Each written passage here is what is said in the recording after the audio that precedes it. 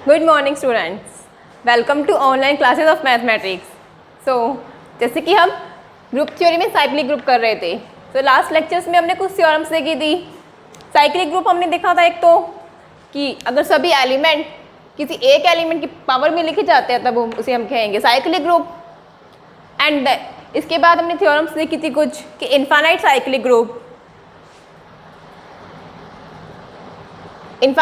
Group या अपरिमित चक्रीय ग्रुप के केवल और केवल दो ही जनरेटर होते हैं, केवल और केवल दो अपरिमित चक्रीय ग्रुप के। जैसे कि अगर ए जनरेटर है तो ए इनवर्स जनरेटर होगा। ये भी एक थ्योरम दिखी थी हमने, कोई भी साइक्लिक ग्रुप है चक्रीय ग्रुप, ए जनरेटर है तो ए इनवर्स जनरेटर होगा। अब इनफाइनाइट साइक्लिक ग्रुप अपरिमित चक्रीय ग्रुप के दो जनरेटर होंगे, ए और ए इनवर्स। इसके अलावा कोई भी जनरेटर नहीं हो सकता, जरक नहीं हो सकता। उसके बाद हमने देखा था कि कोई भी अगर अपरिमित ग्रुप है तो उसके लिए ये होगा, और परिमित ग्रुप है अगर कोई भी परिमित चक्रीय ग्रुप या साइक्लिक ग्रुप है, अगर इसका ऑर्डर n है तो उसके जनक का ऑर्डर, जनरेटर का ऑर्डर भी कितना होगा, n ही होगा। साइक्लिक ग्रुप का ऑर्डर एंड उसके जनरेटर जनक का ऑर्डर भी सेम ही होता है। जैसे कि g अगर a है, order of g is equal to order of a। ये कुछ थ्योरम्स देखी थी हमने। एंड चक्रीय ग्रुप है, अगर साइक्लिक ग्रुप या चक्रीय ग्रुप बोल लो, ये है तो वो अबेलियन ग्रुप भी होगा, अबेली ग्रुप। लेकिन अबेलियन ग्रुप इम्प्लाई नहीं करता था चक्रीय ग्रुप को। इसके बाद के लिए हमने काउंटर एग्जाम्पल भी देखा था R+। ये कुछ थ्योरम्स देखी थी हमने। आई होप आपको अच्छे से समझ आई हो। हम वापस इसको ऐसे रिकॉल क्यों कर लेते हैं, बिकॉज हमें जितना ज़्यादा हम चीज़ों को याद रखेंगे हमें इजीली याद रहेंगी वो, हम उनको अच्छे से रिटेन कर पाएंगे एंड इनफैक्ट आपस में चीज़ों को कनेक्ट करना सीख सकेंगे। जैसे कि इसमें हमने देखा दो जनरेटर होते हैं, तो हमें पता चल गया था इस थ्योरम से कि अगर ए जनरेटर है तो ए इनवर्स भी जनरेटर होगा। तो इनफाइनाइट साइक्लिक ग्रुप के लिए हमें पता चला था ए जनरेटर तो ए इनवर्स तो होगा ही होगा, बट उसके अलावा और कोई जनरेटर नहीं होगा। ये कुछ थ्योरम्स देखी थी हमने। सो आज हम इसके आगे के थ्योरम्स को कंटिन्यू करते हैं। ओके, सो आज हमारी नेक्स्ट थ्योरम है थ्योरम नंबर 2.12। 2.11 तक हमने कर लिए थी थ्योरम, अब हम 2.12 नंबर थ्योरम करेंगे।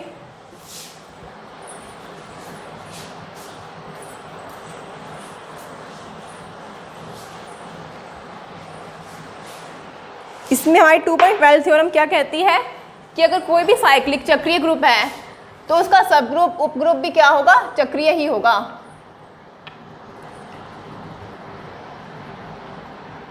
थ्योरम 2.12,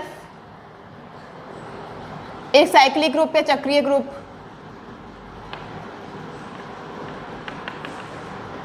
का सब ग्रुप या उपग्रुप, साइक्लिक चक्रीय ग्रुप का प्रत्येक सब ग्रुप भी चक्रीय होता है या साइक्लिक होता है।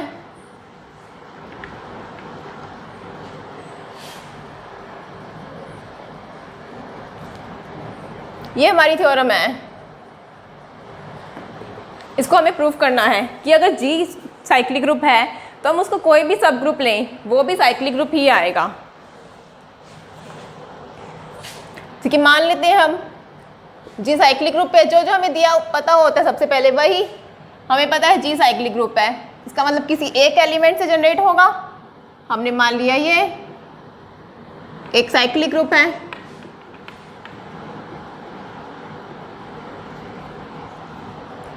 अब हमें दिखाना क्या है, उसका सब ग्रुप को। तो हम कुछ इसका सब ग्रुप मान सकते हैं। एक हमने मान लिया H, G का एक सब ग्रुप है या उपग्रुप बोल लो। अब HG का एक सब ग्रुप है, तो सब ग्रुप के लिए हमने देखा था दो प्रॉपर्टी होती थी, या तो उचित, प्रॉपर, इम्प्रॉपर देखे थे ना हमने। इम्प्रॉपर हो सकता है या तो प्रॉपर हो सकता है। अब इम्प्रॉपर के लिए कौन सा होता था, या तो H G के इक्वल ही हो जाए या H आइडेंटिटी के इक्वल हो जाए, तब वो उचित होता था। और उचित प्रॉपर के लिए क्या होता था, जो इन दोनों के अलावा जो भी सब ग्रुप होंगे वो क्या हो जाएंगे, हमारे उचित प्रॉपर सब ग्रुप। अब देखो हमने दिखाना क्या है, साइक्लिक ग्रुप होना चाहिए। H को हमें साइक्लिक ग्रुप शो करना है, चक्रीय ग्रुप। अब यहाँ पे अगर H इम्प्रॉपर सब ग्रुप है, या तो अगर H G के इक्वल ही है, G तो साइक्लिक ग्रुप है ही, चक्रीय ग्रुप, तो H भी चक्रीय ग्रुप साइक्लिक ग्रुप होगा। और अगर H आइडेंटिटी के इक्वल है, इसका मतलब उसके अंदर सिर्फ और सिर्फ एक ही एलिमेंट है। जब एलिमेंट ही एक ही है उसके अंदर, तो बाकी एलिमेंट साइक्लिक ग्रुप के लिए हम क्या देखते हैं, सभी एलिमेंट किसी एक एलिमेंट की पावर में लिखने जाने चाहिए ना।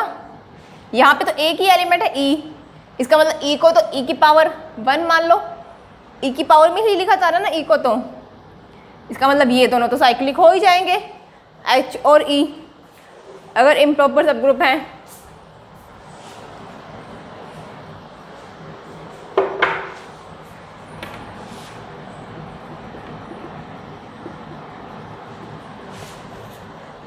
If H is equal to G और H is equal to E, तो H क्या होगा, साइक्लिक सब ग्रुप हो जाएगा। H G का एक साइक्लिक सब ग्रुप या चक्रीय ग्रुप होगा।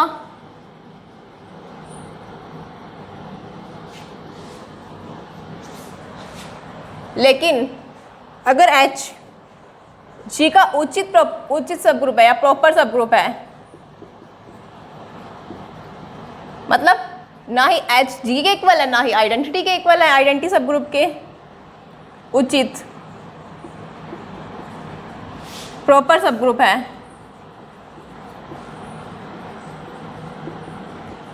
तो अब देखो उचित सब ग्रुप होने का मतलब G के इक्वल नहीं है, ठीक है, और ना ही आइडेंटिटी के इक्वल है। आइडेंटिटी के इक्वल नहीं है तो उसके अंदर कम से कम एक एलिमेंट तो होगा ही होगा ना, H के अंदर आइडेंटिटी के अलावा कम से कम एक एलिमेंट, क्योंकि अगर एक एलिमेंट ना होता, एक अवयव, इसका मतलब तो आइडेंटिटी के इक्वल ही हो गया वो तो आइडेंटिटी सब ग्रुप। बट हम तो कह रहे हैं उसके इक्वल नहीं है, इसका मतलब एक एलिमेंट तो मिलना चाहिए उसके अलावा। तो H में तत्सम की आइडेंटिटी के अतिरिक्त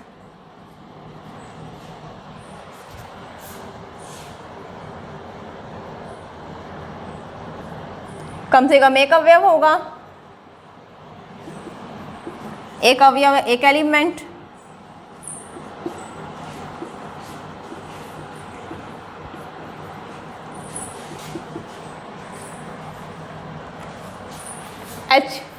H के अंदर कम से कम एक एलिमेंट होगा। अब देखो H था क्या, G का सब ग्रुप था, और G हमारा क्या था, साइक्लिक ग्रुप। अगर साइक्लिक ग्रुप है हमारा G, इसका मतलब सभी एलिमेंट A की पावर में लिखे जाएंगे ना, A square and so on. Finite भी हो सकते हैं, इनफाइनाइट भी। हमें यहाँ पे फाइनाइट इनफाइनाइट परिमित अपरिमित का कुछ नहीं दिया हुआ, हमें इतना पता चक्रीय है। इसका मतलब सभी एलिमेंट A की पावर में लिखे जा रहे हैं ना, इस टाइप के एलिमेंट आएंगे यहाँ पे।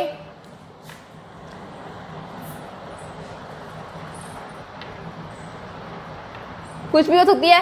अब H के अंदर क्या कह रहे हैं हम, कम से कम एक अवयव होगा। अब देखो H G का सब ग्रुप था, H सब ग्रुप था G का, तो H के अंदर एलिमेंट कहाँ से लेंगे, G के ही एलिमेंट आएंगे ना H के अंदर। जरूरी नहीं है कि सारे एलिमेंट आएंगे, बट आएंगे तो G के ही एलिमेंट। जब G के अंदर ही इस फॉर्म के एलिमेंट है, तो H के अंदर उस अलग फॉर्म के तो नहीं होंगे ना, उसी फॉर्म के ही होंगे H के अंदर भी, मतलब A की पावर M फॉर्म के। कम से कम एक अवयव होगा, माना यह A की पावर M होगा। अब A की पावर M की वैल्यू तो कुछ भी हो सकती है, 1 ही हो जाए, 2 हो जाए। 1 हो जाए तो A हो गया, 2 हो गया तो A स्क्वायर, -1 हो जाए A इनवर्स, कुछ भी हो सकता है। कम से कम एक कह रहे हैं हम, जरूरी नहीं कि एक ही होगा, कम से कम एक तो होगा ही होगा। M को लिख लिया हमने इंटीजर, लेकिन M तो 0 के इक्वल नहीं होना चाहिए, क्योंकि 0 के इक्वल ही आ गया अगर M किसी की पावर 0 तो आइडेंटिटी आती है, इसका मतलब 0 के इक्वल नहीं होगा, 0 के अलावा होना चाहिए।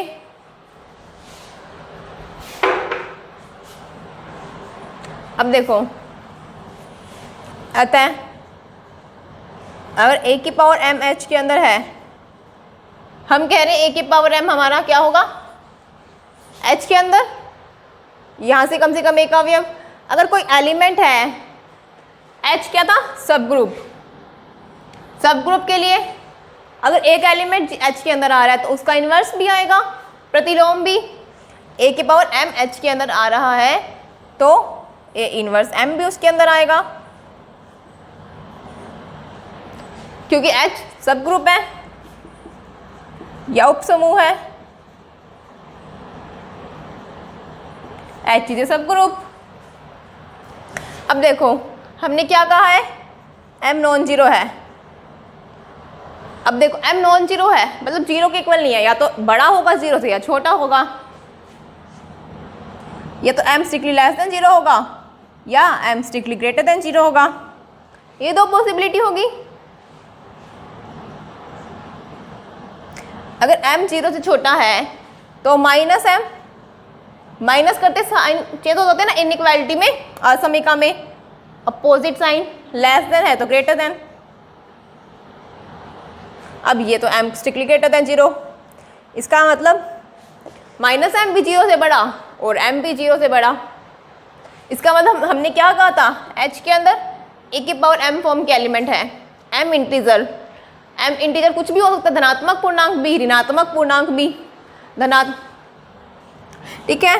तो इसका मतलब h में a की धनात्मक पूर्णांक है,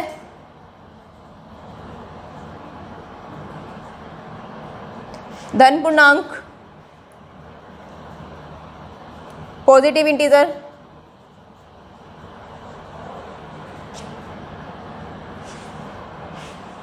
धन पूर्णांक, पॉजिटिव इंटीजर पावर विद्यमान है या एग्जिस्ट है, क्योंकि हमने क्या कहा था ए की पावर एम फॉर्म का होगा। अब एम भी जीरो से बड़ा आ रहा है और माइनस एम भी जीरो से बड़ा, जैसे कि ऐसे ही हो सकता है ना, कुछ भी एम लेंगे, एम की वैल्यू कुछ भी हो सकती है, मान लो आर या माइनस आर, ये भी बड़ा आएगा, ये भी जीरो से बड़ा, इसका मतलब धनात्मक पूर्णांक ही होगी। ये भी greater than zero, greater than zero, positive हो गया दोनों नंबर ही। अब हमने मान लिया, माना m वह न्यूनतम धनात्मक पूर्णांक है, m वह न्यूनतम धन पूर्णांक है, लीस्ट पॉजिटिव इंटीजर,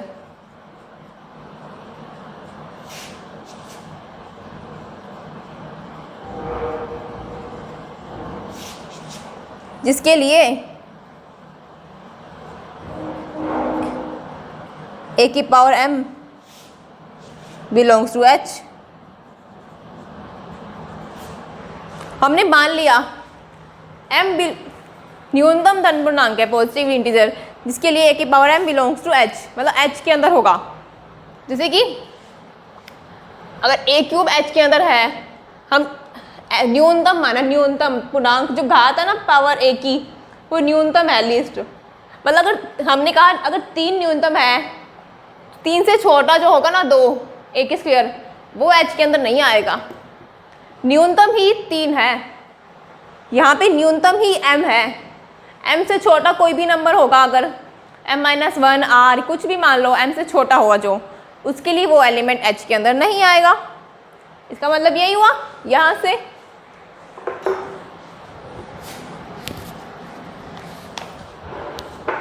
इसको नाम दे दो इक्वेशन नंबर 1। अब देखो हमें दिखाना क्या था, इम्प्रॉपर था तब हमने साइक्लिक चक्रीय ग्रुप दिखा दिया, प्रॉपर उचित के लिए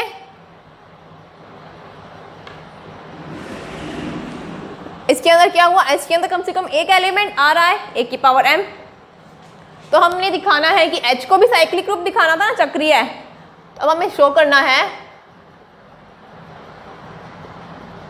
सिद्ध करेंगे कि h होगा जो a की पावर m से जनरेट होगा, मतलब h का जनक क्या होगा, a की पावर m, और ये H एक साइक्लिक ग्रुप होगा, यही हमें दिखाना था चक्रीय ग्रुप H को, अर्थात या डेट इज H एक साइक्लिक ग्रुप है, चक्रीय ग्रुप है, ये दिखाना है हमें। अब देखो इसके अंदर H के अंदर A की पावर M से जनरेट हो रहा है, इसका मतलब कोई भी एलिमेंट आएंगे H के अंदर वो इसकी पावर में ही लिखे जाएंगे। हमने मान लिया H के अंदर कोई दूसरा एलिमेंट आ रहा है A की पावर N, अगर A की पावर N H के अंदर आ रहा है तो N और M के लिए विभाजन कलन विधि लगा सकते हैं, डिवीजन एल्गोरिथम। डिवीजन एल्गोरिथम कल भी हमने किया था डिवीजन एल्गोरिथम, कैसे? n is equal to M Q plus R. अब r क्या होगा? 0 से बड़ा और strictly less than m। r remainder होता था, शेषफल यही कहते थे, और q और r दोनों क्या होते थे? पूर्णांक, इंटीजर। यही होता है हमारा विभाजन कलन विधि, डिवीजन एल्गोरिथम।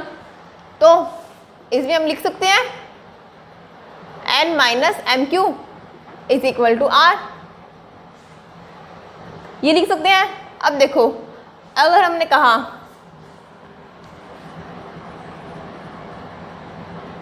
यदि a की पावर n हमारा h के अंदर आ रहा है, देखो ये एक इक्वेशन होगी यहाँ तक क्लियर। अब हमें पता है a की पावर m तो हमारा h के अंदर आ रहा था, अगर a की पावर m हमारा h के अंदर आ रहा है तो a की power m raise to power q भी h के अंदर आएगा। क्यों? क्योंकि h के अंदर कौन सी एलिमेंट आ रही हैं जो a की पावर m की पावर में लिखे जाएंगे, उस टाइप के एलिमेंट a की पावर m क्यू।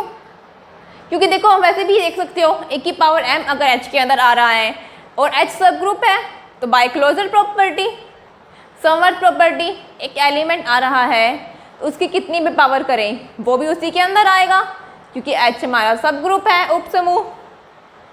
तो a की पावर m क्यू भी h के अंदर आएगा, उसकी power a raise power m की पावर q करने पर, मतलब a की पावर m क्यू h के अंदर आया। अब देखो अगर a की पावर m क्यू h के अंदर आ रहा है, h सब ग्रुप, तो उसका इन्वर्स भी, इन्वर्स क्या होगा? a की पावर m क्यू, ये भी h के अंदर आएगा यदि h सब ग्रुप है। तो क्लोजर प्रॉपर्टी, यह क्लोजर प्रॉपर्टी से ये इन्वर्स प्रतिलोम से a raise power minus M Q भी h के अंदर आएगा। अब देखो एक तो हम यहाँ पे a की पावर n भी h के अंदर आ रहा था और a की पावर माइनस एम क्यू भी h के अंदर आ गया। अगर ये दोनों आ गए फिर क्लोजर प्रॉपर्टी समवर्त, a की power n minus M Q, ये भी h के अंदर आएगा। क्लोज प्रॉपर्टी समवर्त फॉर h, h के लिए समवर्त प्रॉपर्टी से। अब देखो a की power n minus M Q क्या लिखा था हमने? r, इसका मतलब ये तो हो गया हमारे पास a की power r belongs to h, a की power r belongs to h आ गया यहाँ पे। तो लेकिन हम तो कह रहे थे न्यूनतम धन पूर्णांक है, r की वैल्यू क्या होती? 0 से बड़ा और m से छोटा, मतलब r है एक तो पॉजिटिव ही, 0 के इक्वल भी हो सकता है, ये 0 से बड़ा होगा। लेकिन न्यूनतम धन पूर्णांक है m, मतलब m से छोटा कोई भी धन पूर्णांक h के अंदर नहीं आएगा। जैसे कि हमने देखा था ना a क्यूब आ रहा है तो a की स्क्वायर नहीं आएगा, क्योंकि हमने सबसे छोटा 3 ही कहा है, a की पावर 3 h के अंदर आ रहा है, a की स्क्वायर h के अंदर नहीं आ रहा। लेकिन हमने तो धन पूर्णांक की बात कही है ना, 0 तो आ ही सकता है, a की पावर 0। तो वैसे भी किसी की पावर 0 तो आइडेंटिटी होती है, आइडेंटिटी तो h के अंदर आएगी ही आएगी। वैसे ही यहाँ, बट या परंतु m तो न्यूनतम धन पूर्णांक था, धन पूर्णांक है, जिसके लिए a की पावर m हमारा h के अंदर आ रहा है।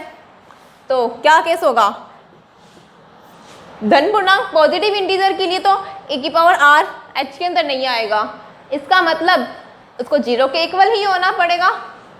तो r is equal to 0, r 0। अब देखो अगर r 0 है तब यहाँ से n क्या था, m क्यू प्लस r 0 है तो n कितना आ गया, n is equal to M Q. अगर n एम क्यू आ गया तो a की पावर n हमने कहा माना था कोई एक एलिमेंट h के अंदर आ रहा है, a की पावर n h के अंदर आ रहा है। a की पावर n को क्या लिख सकते हैं, अभी हम देखा क्या है, n is equal to M Q. इसको ये लिख सकते हैं m raise to power q। मतलब कोई भी एलिमेंट लिया हमने a की पावर n, मतलब h का कोई भी एलिमेंट लिया, उन सबको a की पावर m की पावर में लिख सकते हैं। a की घात m की किसी भी घात, मतलब सभी एलिमेंट इस एलिमेंट की पूर्णांक पावर में लिखे जाएंगे। इसका मतलब अगर सभी एलिमेंट किसी एक एलिमेंट की पूर्णांक पावर में लिखे जा रहे हैं तब हम कह देते हैं वो हमारा साइक्लिक ग्रुप होगा, चक्रीय ग्रुप। अतः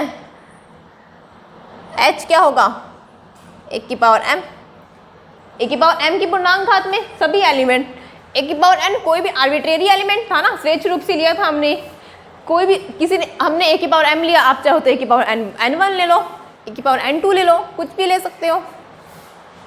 तो h is equal to a की पावर m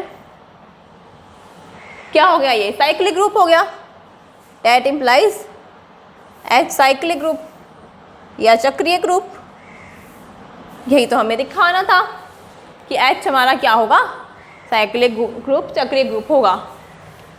क्या थ्योरम की हमारी, h एक अगर साइक्लिक ग्रुप है, g अगर कोई भी साइक्लिक ग्रुप चक्रीय ग्रुप है तो उसका कोई भी सब ग्रुप लेंगे, g है उसका कोई भी सब ग्रुप, वो भी क्या होगा, एक साइक्लिक चक्रीय ग्रुप। अब इसके लिए हमने क्या किया, एक तो g साइक्लिक ग्रुप है जो हमें पता है, सबसे पहले उसको लिख लेते हैं। हमें पता है साइक्लिक ग्रुप, इसका मतलब किसी एक एलिमेंट से जनरेट होगा, जनक होगा a उसका। अब हमने माना Hg का सब ग्रुप है, कोई भी सब ग्रुप के लिए दो चॉइस, या तो इम्प्रॉपर या प्रॉपर। इम्प्रॉपर मतलब या तो Hg के इक्वल होगा या H आइडेंटिटी के इक्वल होगा। प्रॉपर उचित मतलब इन दोनों के अलावा जो भी होंगे। अब अगर H इन दोनों के इक्वल ही हो गया तो G तो साइक्लिक ग्रुप था ही, इसका मतलब H भी साइक्लिक ग्रुप। अगर H आइडेंटिटी सब ग्रुप हो गया, तत्समक ग्रुप, तो भी एक ही एलिमेंट है, वो एलिमेंट तो खुद की उसकी पावर ही होगी ना, a की पावर 1 e होगा। इसका मतलब ये तो साइक्लिक ग्रुप हो गया। लेकिन अगर H एक उचित प्रॉपर सब ग्रुप है तो H में तत्समक के अतिरिक्त कम से कम एक अवयव होगा। देखो G के इक्वल होगा या आइडेंटिटी के, लेकिन हमने कहा उचित सब ग्रुप है। इस उचित कब होता है, इन दोनों के अलावा कोई भी। इसका मतलब उसके अंदर कम से कम एक एलिमेंट तो मिलना चाहिए आइडेंटिटी के अलावा। हमने मान लिया वो एलिमेंट a की पावर m। क्यों, क्योंकि G हमारा साइक्लिक ग्रुप था, साइक्लिक ग्रुप के अंदर सभी एलिमेंट a की पावर में ही लिखे जाएंगे ना। कुछ भी पावर हो सकती है, a की धनात्मक पूर्णांक या ऋणात्मक पूर्णांक या जीरो, कुछ भी होंगे तो पावर में ही, पूर्णांक पावर में। अगर बड़े सेट में ही पूर्णांक पावर में है तो छोटे में तो उसी में से ले रहे हैं एलिमेंट। इसका मतलब a की पावर में ही होंगे पूर्णांक पावर। हमने मान लिया कोई एक एलिमेंट a की पावर m, m इंटीजर पूर्णांक, m नॉन जीरो। अब देखो अगर a की पावर m h के अंदर आ रहा है तो h सब ग्रुप है, इसका मतलब उसका इन्वर्स प्रतिलोम भी आएगा, a की पावर माइनस m भी h के अंदर। अब m नॉन जीरो था, या तो m जीरो से छोटा या जीरो से बड़ा। जीरो से छोटा होगा तो माइनस m जीरो से बड़ा होगा, या m जीरो से बड़ा। मतलब दोनों केस में हम ए की कुछ भी पावर कर रहे हैं, धनात्मक पूर्णांक धन पूर्णांक होगी। एच में ए की धन पूर्णांक घात विद्यमान है, दोनों ही धनात्मक आ रहे हैं। अब हमने मान लिया एम, एच में देखो कोई भी धनात्मक पूर्णांक है, एम में जो एच के अंदर हम एलिमेंट ले रहे थे ना, कोई भी ऋणात्मक पूर्णांक नहीं आएगा, सारे ही धनात्मक पूर्णांक आएंगे। मतलब ए की पावर 1, ए की पावर 2, ए की पावर -1 -2 वाले नहीं आएंगे, ठीक है। अब ऐसे मत सोचना कोई कि ए की पावर -1 नहीं आएगा तो ए इन्वर्स नहीं आएगा, वो तो अलग हो सकता है, वो उसके इक्वल ही आ जाए, कोई एलिमेंट का इन्वर्स खुद वही तो हो सकता है ना, तो ए की पावर 1 नहीं आ जाए वो तो। अब m वह न्यूनतम धन पूर्णांक है या लीस्ट पॉजिटिव इंटीजर जिसके लिए a की पावर m h के अंदर है, हमने मान लिया। मतलब a क्यूब h के अंदर है, 3 सबसे छोटा मान रहे हैं हम। हो सकता है वहाँ आप कहोगे नहीं तो 1 छोटा होता है, नहीं, हमने ये थोड़ी कहा 3 सबसे छोटा है, हम तो ये कह रहे हैं कि a की पावर 3 सबसे छोटा है जो कि h के अंदर आ रहा है, तो a की पावर 2h के अंदर नहीं आएगा। यही कहने का मतलब है यहाँ पे a की पावर m h के अंदर आएगा, मतलब m से छोटे जो भी नंबर होंगे उनके लिए वो h के अंदर नहीं आएंगे। अब हमें दिखाना है, अल्टीमेटली हमें दिखाना तो यही था कि साइक्लिक ग्रुप, चक्रीय ग्रुप हमें दिखना है h = a⁻m। अब a की पावर हमें ये प्रूफ करना है, तो हमने मान लिया h के अंदर से कोई भी हमने आर्बिट्रेरी एलिमेंट लिख लिया। अगर हमें साइक्लिक ग्रुप दिखाना है h को, तो h के अंदर से हम कोई भी एलिमेंट लिए, उस एलिमेंट को a की पावर m, साइक्लिक ग्रुप कब होता है, सभी एलिमेंट उस एक एलिमेंट की पावर में लिखे जाएं। अगर हमने h का कोई भी एलिमेंट लिया, उस एलिमेंट को a की पावर m की कुछ पावर में लिखना चाहिए, तभी हम कहेंगे h हमारा साइक्लिक ग्रुप है जिसका जनरेटर जनक a की पावर m है। अब हमने कहा n और m क्या है, दो धनात्मक पूर्णांक, धनात्मक भी होता है ऋणात्मक भी, हमें पता नहीं है, कुछ दो पूर्णांक है, उनके लिए हम डिवीजन एल्गोरिथम लगा सकते हैं, विभाजन कलन विधि। क्या n = mq + r, r और q दोनों इंटीजर होंगे पूर्णांक, जहाँ पे r क्या होता है, शेषफल रिमाइंडर, 0 से ग्रेटर देन और m से स्ट्रिक्टली लेस देन। m के इक्वल तो नहीं हो सकता ना शेषफल कभी।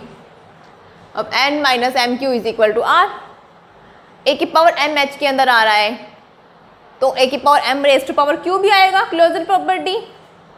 इसको a की पावर m⁴h के अंदर एलिमेंट है तो इसका इन्वर्स भी आएगा। अब a की पावर n भी h के अंदर, a की पावर -mq, अगेन क्लोजर समवर्स प्रॉपर्टी। n - mq वो किसके इक्वल था, r के, मतलब a की पावर r h के अंदर आ गया। लेकिन हम तो कह रहे थे h वह न्यूनतम धन पूर्णांक है जिसके लिए a की पावर r h के अंदर आएगा। इसका मतलब r की वैल्यू धन पूर्णांक नहीं हो सकता, इसका मतलब r 0 होना पड़ेगा, r 0 तो n = mq। अब a की पावर n को हम ये लिख सकते हैं, तो उससे ये मतलब कोई भी एलिमेंट लिया हमने h का, उसको a की पावर m की कुछ भी पूर्णांक पावर में लिखा जा सकता है, तो ये हमारा साइक्लिक ग्रुप हो गया h। इससे हमें पता चला कि h हमारा एक साइक्लिक ग्रुप हो गया कि मतलब कोई भी साइक्लिक ग्रुप हो उसका सब ग्रुप भी हमेशा एक साइक्लिक ग्रुप ही होता है।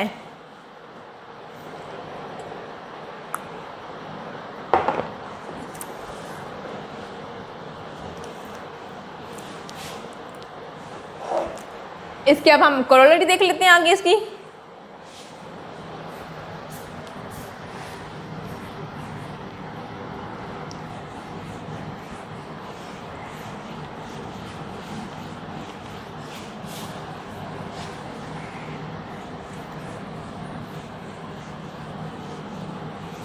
सबको समझ आ रहा है ना, हमने 2 बार रिपीट करी ताकि अच्छे से समझ आ जाए, कोई डाउट ना रहे।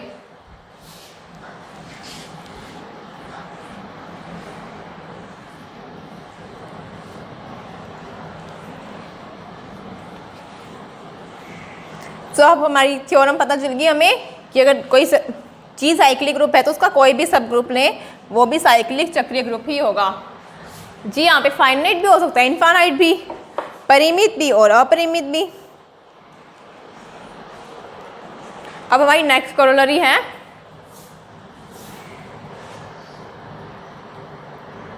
अपरिमित चक्रीय ग्रुप का प्रत्येक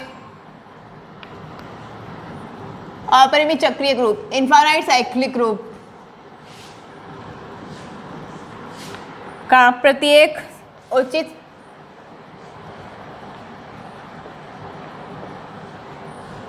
उपसमूह अपरिमित होता है। उचित उपसमूह मतलब प्रॉपर सब ग्रुप।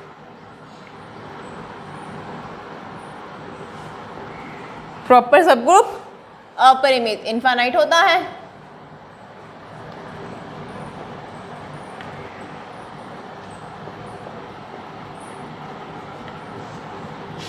कोई भी इनफाइनाइट साइक्लिक ग्रुप है तो उसका हम कोई भी प्रॉपर सब ग्रुप लेंगे तो वो भी इनफाइनाइट ही आएगा। इसका प्रूफ करते हैं। क्या पता है हमें, जी हमारा मान लिया साइक्लिक ग्रुप, वो भी इनफाइनाइट अपरिमित।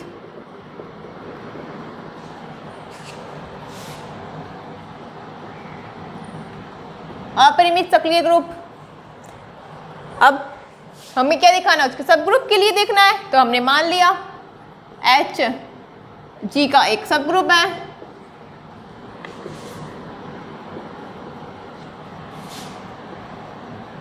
तथा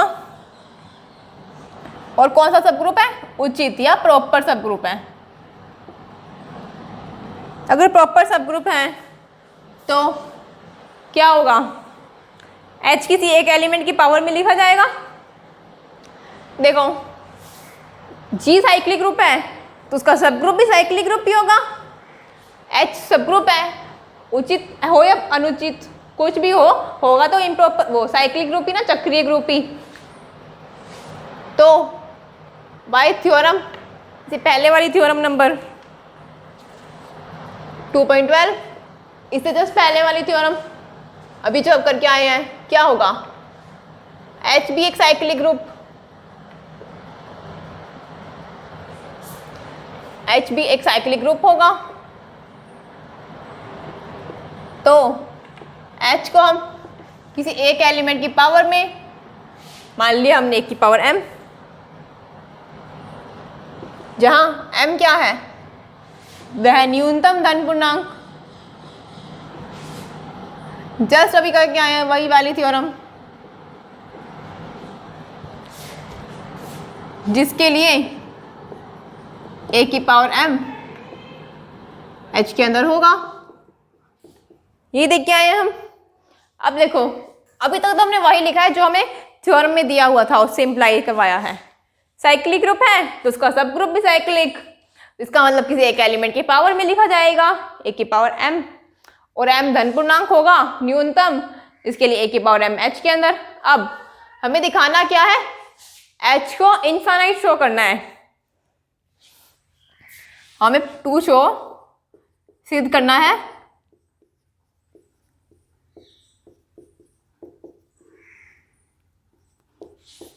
H इनफाइनाइट अपरिमित, जो हमें शो करना होता है उसको कॉन्ट्राडिक्शन मानिए चल सकते हैं। माना H परिमित है, परिमित है तो उसका कुछ ऑर्डर होगा, तो order of H is equal to, मान लिया हमने P, कुछ भी नंबर मान सकते हैं। और P क्या होगा हमारा, ऑर्डर तो हमेशा इंटीजर नहीं होता ना, जरूरी थोड़ी नेगेटिव होगा, हमेशा नेचुरल नंबर ही होगा ना। अब देखो, यदि order of H is equal to P है, हम एक थ्योरम करके आए थे ना कि अगर कोई ग्रुप है तो उसके जनरेटर का ऑर्डर भी उसके ग्रुप के ऑर्डर के इक्वल होगा, साइक्लिक ग्रुप का ऑर्डर। H साइक्लिक ग्रुप था, H साइक्लिक ग्रुप, तो उसका जनरेटर जनक 1 की पावर m, उसका ऑर्डर भी कितना होगा, उसका ऑर्डर भी हमारे पास P होगा। ये थ्योरम करी थी हमने लास्ट लेक्चर्स में, थ्योरम नंबर 2.10। साइक्लिक ग्रुप का ऑर्डर उसके जनरेटर के ऑर्डर के बराबर। अब a raise to power m का ऑर्डर कितना है, P, मतलब 1 की power m raise to power p is equal to identity. ऐसे ही लिखते थे ना, अगर order of a is equal to n लिखते थे हम, इसका मतलब उसकी पावर करने पे n, धनात्मक लीस्ट पॉजिटिव इंटीजर करने पर हमें आइडेंटिटी मिलेगी, ये लिखते थे हम। यदि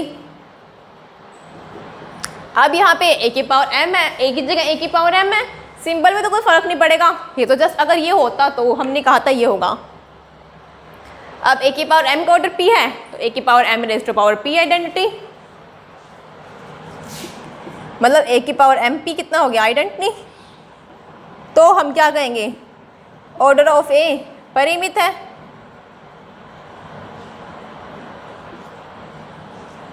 परिमित हमने डेफिनेशंस देखी थी ना, परिमित और कोई एलिमेंट परिमित ऑर्डर का कब होता है, लास्ट लेक्चर्स में फर्स्ट चैप्टर ग्रुप में कब होता था परिमित ऑर्डर का, अगर उसकी पावर m, उसके लिए कोई भी एलिमेंट मिल जाए, एक एलिमेंट के लिए कोई भी पावर मिल जाए कि आइडेंटिटी आ जाए, तो हम कहते थे ऑर्डर ऑफ a फाइनाइट या परिमित।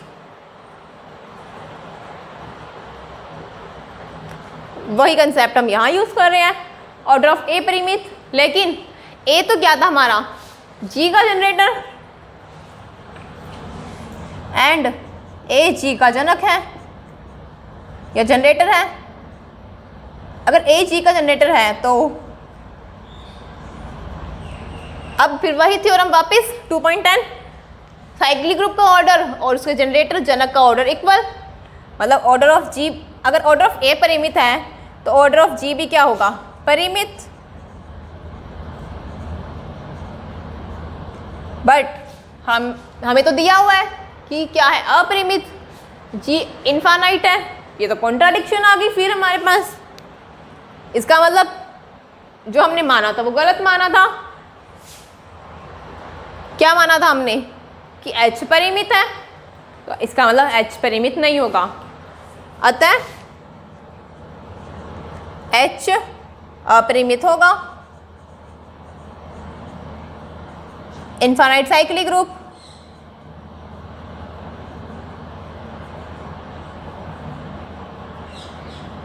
H अपरिमित साइक्लिक ग्रुप है।